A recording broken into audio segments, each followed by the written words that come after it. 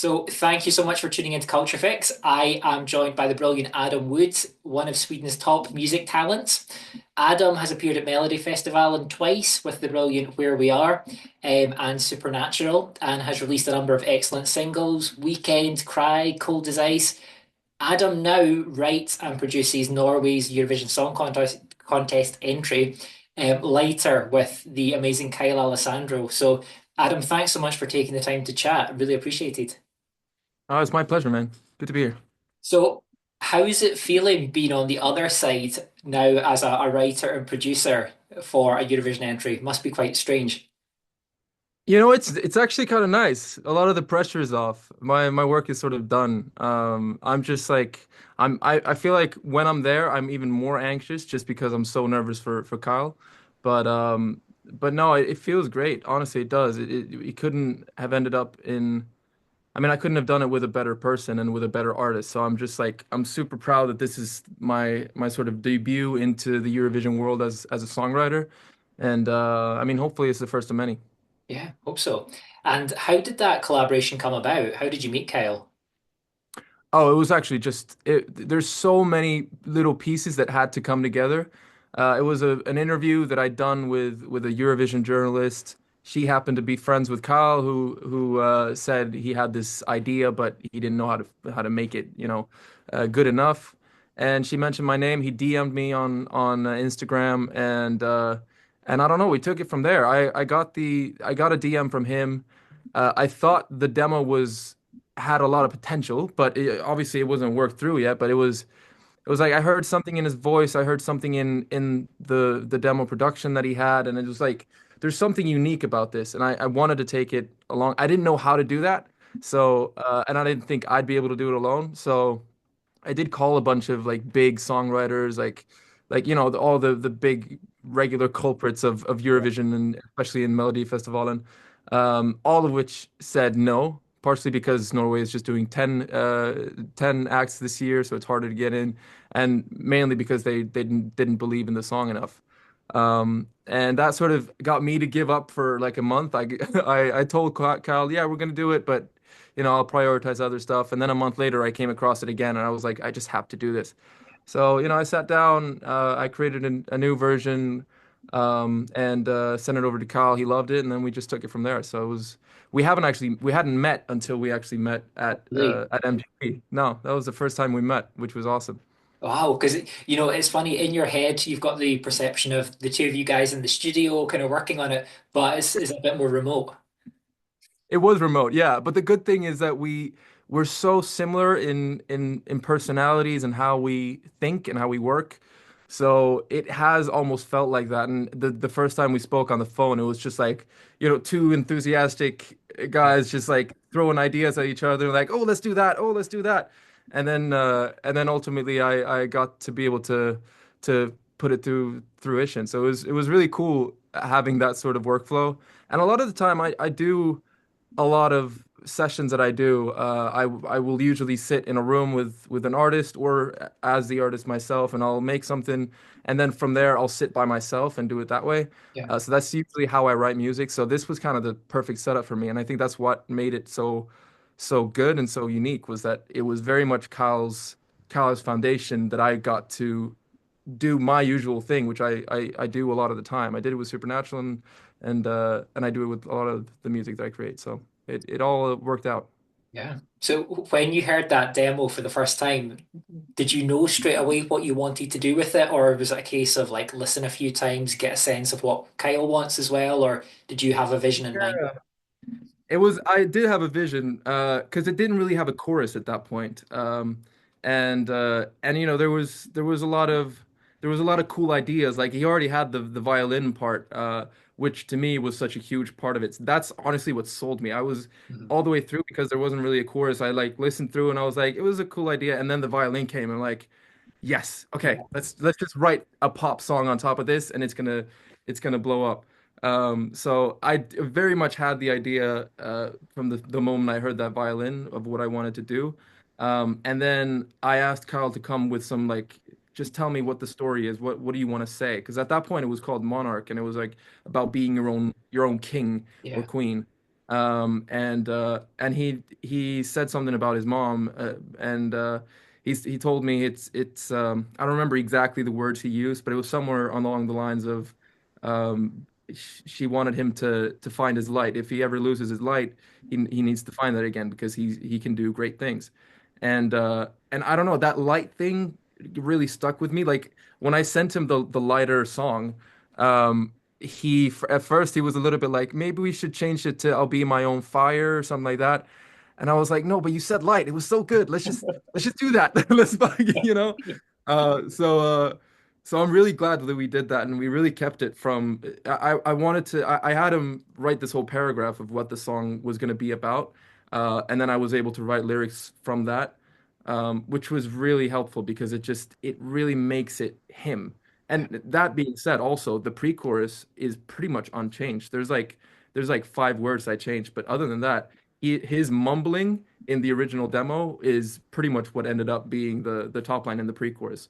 So like I got to work with the most amazing demo and an amazing voice and an amazing songwriter and producer, and just like create something a little bit more pop from what he had.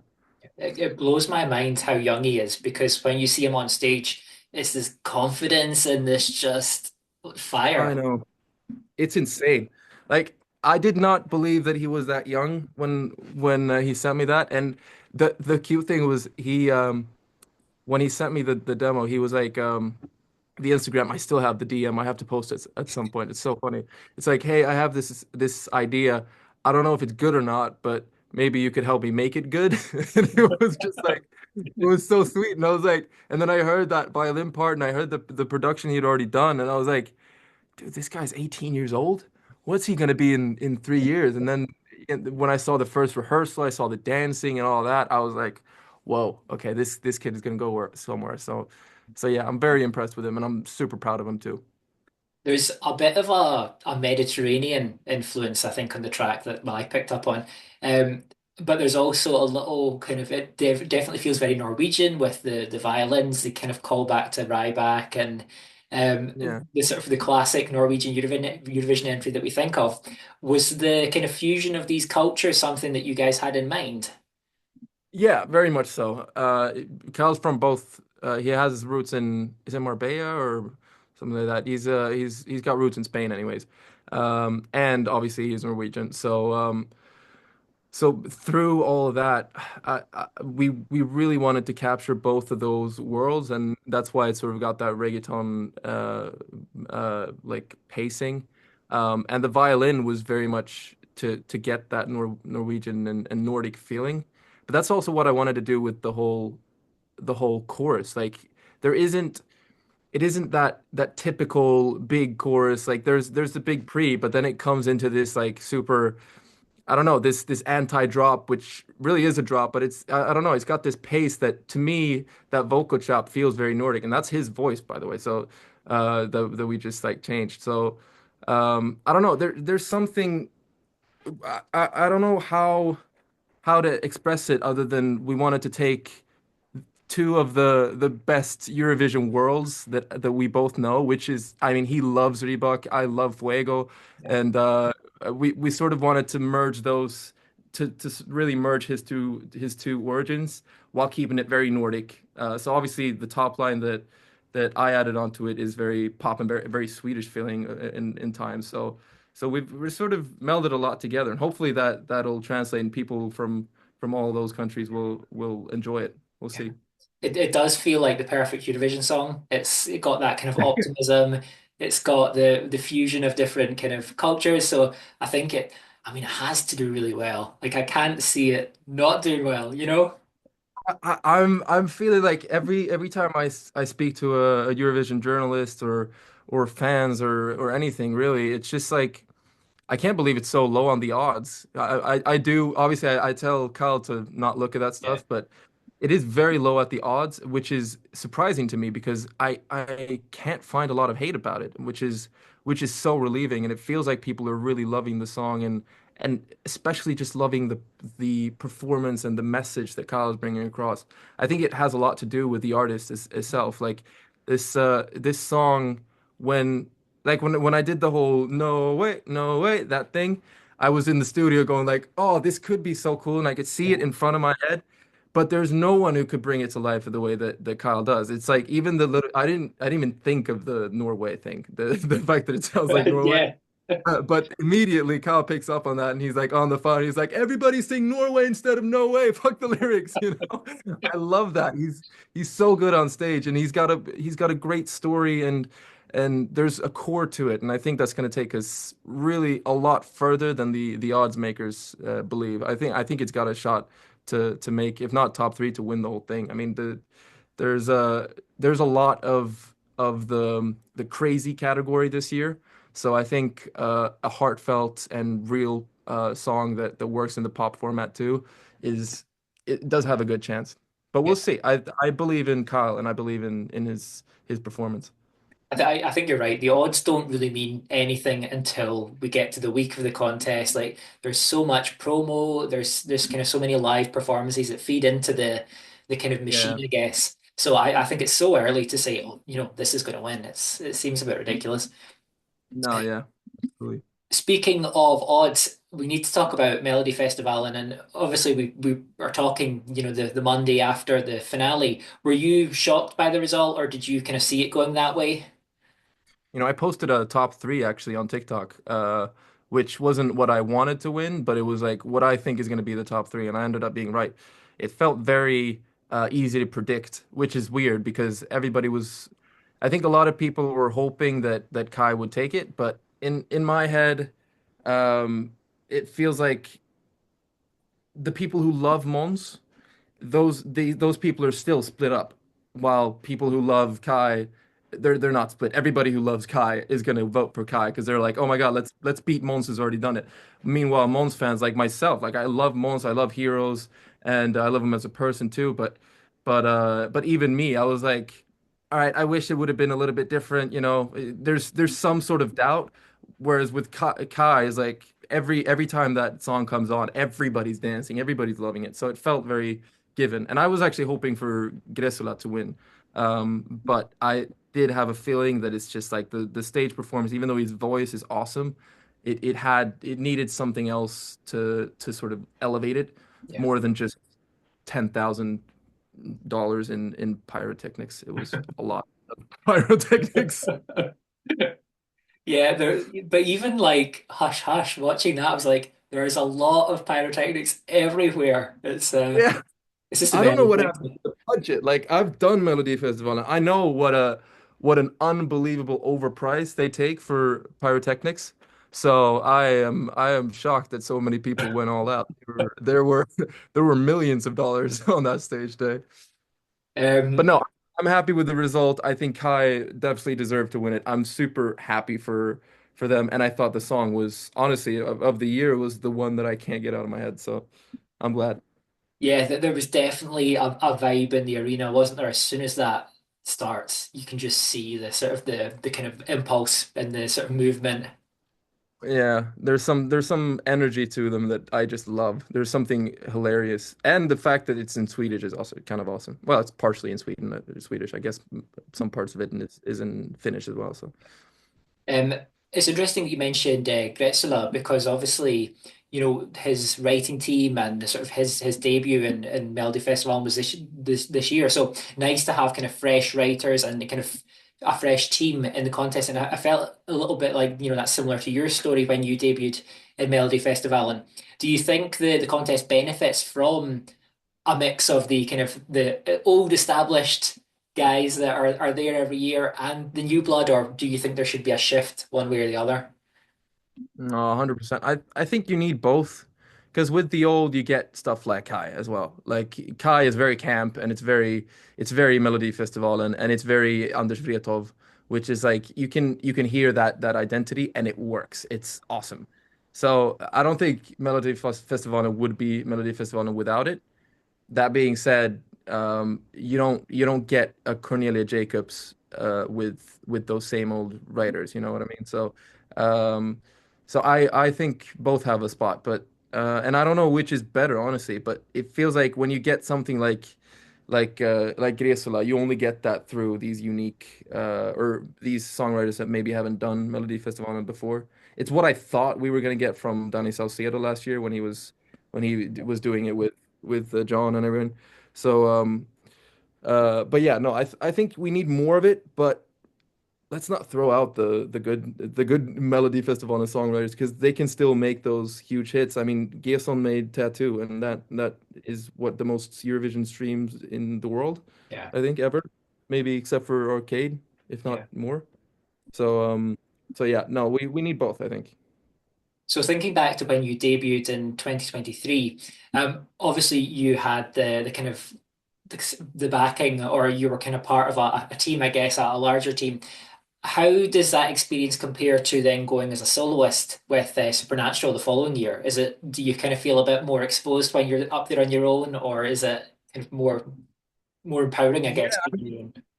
it's different. I mean, the good thing was the first year I was in a team, and that was also my first time on stage, so I needed it. I needed that support. I needed someone to have my back. Uh, Retrospectively, I wish I would have waited more before I did my solo debut in Melodifestivalen. Um, Partially because I realized I wasn't ready, not as an artist, not as a songwriter. That was my second year in the industry overall. Barely even because my first year, like it was very short after Melody Festival, and my first time that I wrote Supernatural. So it was like one of the first big songs that I created. And if I would have done it today, I would have done it so differently. And in one way, it's great because I got a platform from it. But in another way, I do kind of wish because in my head, I have one more chance to do Melody Festival, and then I can't do it again because I do not want to get stuck in that world. Yeah. As a songwriter is another thing, but as an artist, I do just want to do it one more time. And when I do that, I feel like it has to be the biggest and the best. And maybe if I hadn't done it then I would have had two more chances. Hmm. Um, but that being said, I mean, I'm so excited to do it again and to come back and to win the whole thing.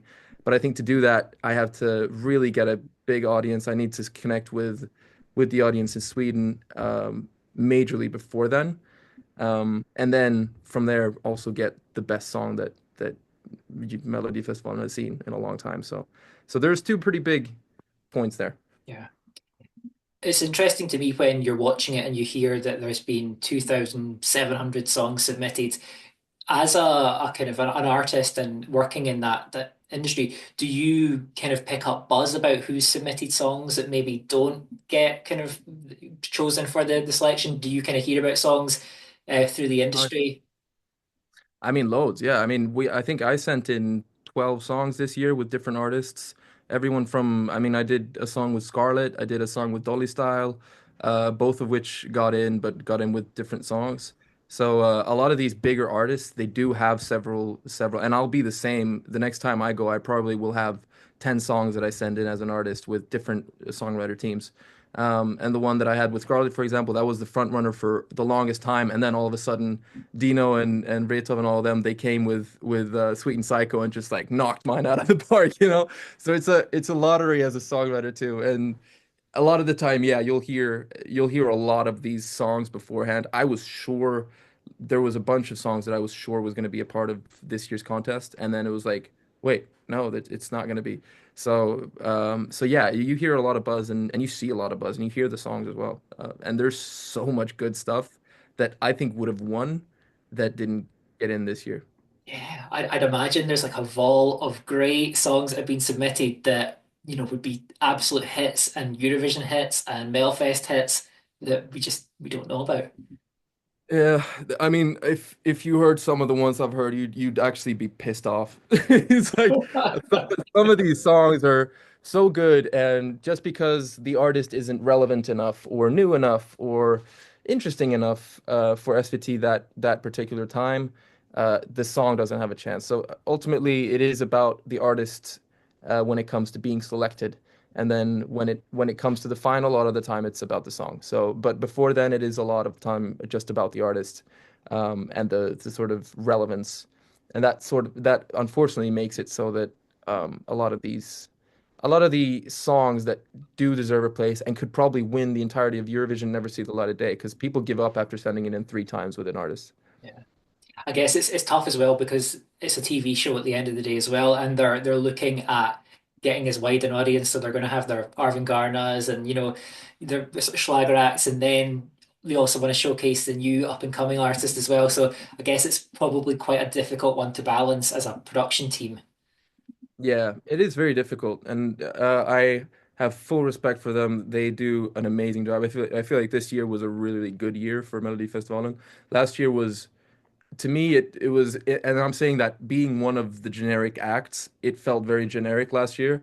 But it felt like this year they did change up the diversity a lot. It was interesting, it was fun, and the program was really well done. So I'm very impressed with the work that they've done this year, and I completely stand behind every decision they do when it comes to selecting songs. But yeah, it's a shame that some of the really good ones that I want so bad to come out, like that I've heard and that people have written, I'm just like, oh, when is it going to be their chance, you know? Maybe you need to start a podcast where you can play the kind of the unheard tracks. Oh, that'd Um, be awesome. You've obviously released a lot of standalone music as well after Mellow, and obviously we've got Cold as Ice, On My Way, Cry, Weekend, loads of really good tracks. Is there Yeah. a plan to kind of pop these in an album, or are you kind of do you prefer to work on a standalone single basis? I am actually releasing an EP this before the summer. Right. So we're getting two more songs into that EP, and then that's going to be released. And then the plan is over the fall to finish an album as well, Cool. that I want to have released before the end of the year. That's the idea. If I make it in time, we'll see. But I'm writing a lot because I really, really want to get that music out. And the EP is important too because I want to really cement this new sound that isn't just EDM and sort of electronic. I do want it to feel very, very real and organic. But yeah, absolutely. And that's gonna be both these new two singles and then, or not two singles, but two parts of the EP, as well as all of the last four songs that have been released. So Cry and On My Way and Cold as Ice. Nice. Um, That's the plan. is it a challenge to say like, okay, this is the album? Because I suppose if you're creating all the time, you must be a bit like, this is a great song, this could fit. And when do you kind of close it off, I suppose is the question. It's impossible, honestly, to know what is right. For me, it just feels like I want to finish this chapter and I want to finish it with a bang. And then I really want to, with the next album, not have it be this like, okay, let's release a single and then release a single, release another single, and then we'll just put them all into a big package. So that's why the album is going to be coming out so shortly after because I want to finish this chapter. I don't want to rush it and I don't want to release a bad song, but I want this last chapter to feel like, wow, okay, that was really cool. And then boom, what's next? And that next chapter, I want to be just a full album. That's why this is not an album either. This could be an album because it's going to be 7 songs, but I want the album to feel like a story from beginning to end, which is very, very obvious and in the same sort of world. So with this EP, it's like I haven't I thought I was gonna do the EP collection thing this last fall. And then I pushed it up to like February and then now it's gonna be before the summer. So it's hard to know exactly when it ends, but that's why I'm really excited to do a full album where I do get to really just sit down and just like rent a cabin for 3 weeks and just nerd out and make an amazing album for people. Amazing. Looking forward to hearing it. Um, Yeah. is there a kind of pressure when it comes to like streaming numbers and things, or are you quite good at kind of closing that off and you release the song, you enjoy releasing it, or do you kind of fixate on the numbers? I used to a lot. I really did. And it's kind of weird because you get blinded because in Sweden, if it's all Swedish streams, then 1 million streams is huge, right? That can really that can change a lot.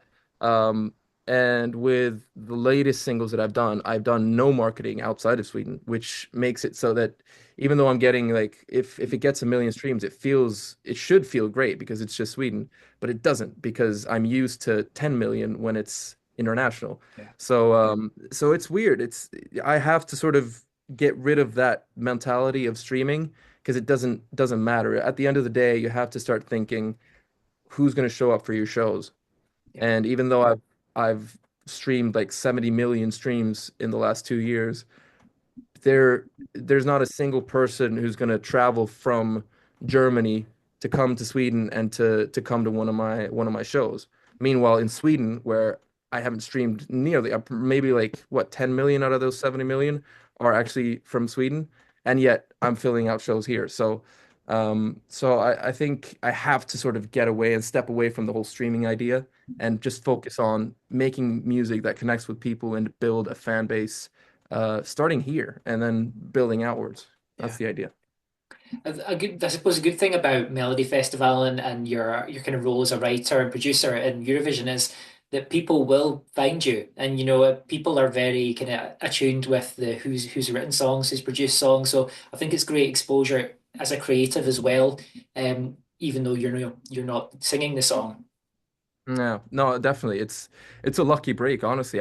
Wasn't expecting to do a Eurovision song, and I didn't realize how much of an impact it would have, but it feels like people are very like I never want to give the feeling of trying to take Kyle's spotlight. I'm terrified of that.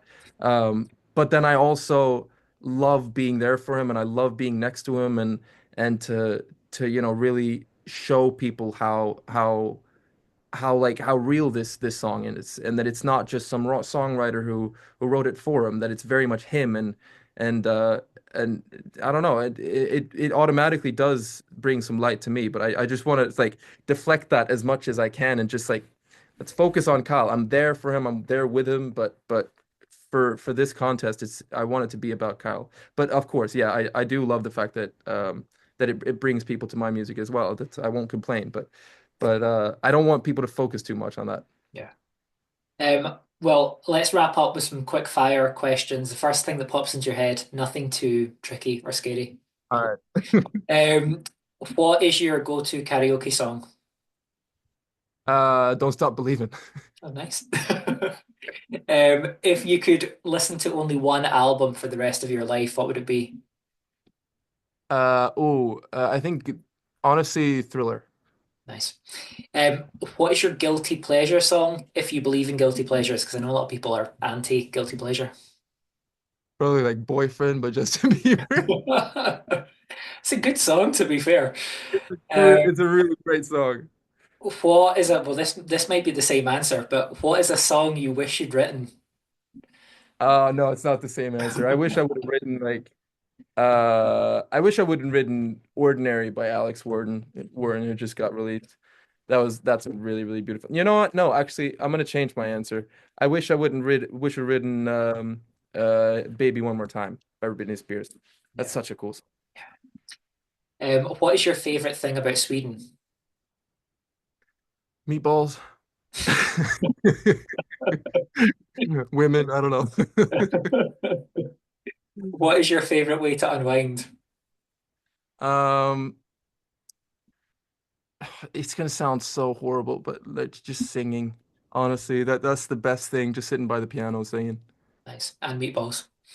And meatballs. Um, what is your favorite film? S just a split between Star Wars and Lord of the Rings. Okay. Very, very close one on that one.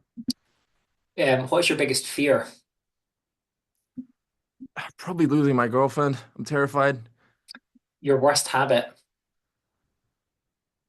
Losing my no. uh, no, probably my worst habit is overthinking stuff. Yeah, I'm very much of an overthinker. I do that a lot. Oh yeah, I agree. I'm a definite like a 3 a.m. like, why did I do that? Why did I say that? Exactly, yeah. Um, where is your favorite place to travel?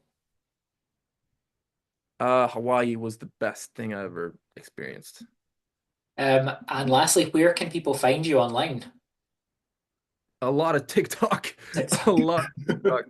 But yeah, I would say Spotify or like anywhere you can listen to music, and then if you're international, then probably Instagram. If you're Swedish or Nordic, then TikTok because my TikTok is unfortunately Nordic. Yeah. Get the subtitles on. Yeah. Well, Adam, honestly, it's been a real pleasure chatting to you. I've been a big fan for a while, so really nice to speak to you. And good luck as part of the Norwegian team. We'll be rooting for Kyle and yourself. And yeah, thanks for chatting. Thank you so much, man. I appreciate it.